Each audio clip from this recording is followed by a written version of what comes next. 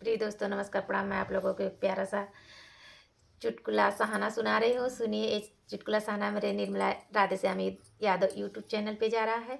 पूरा सुनिएगा दोस्तों।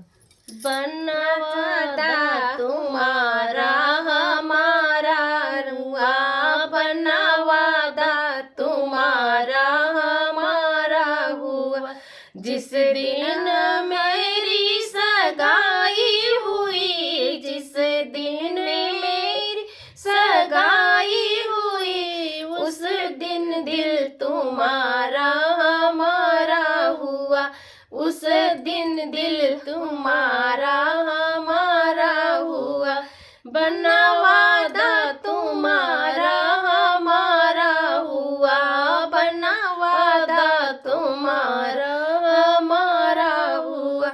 जिस दिन मांग मेरी भराई गई, जिस दिन मांग मेरी भराई गई, उस दिन घर तुम्हारा हमारा हुआ। उस दिन घर तुम्हारा हमारा हुआ। बनवादा तुम्हारा हमारा हुआ, बनवादा तुम्हारा हमारा हुआ। जिस दिन मेरी विदाई हुई, जिस दिन संग तुम्हारे विदाई हुई, उस दिन सब हमारा तुम्हारा हुआ। उस दिन सब हमारा तुम्हारा हुआ।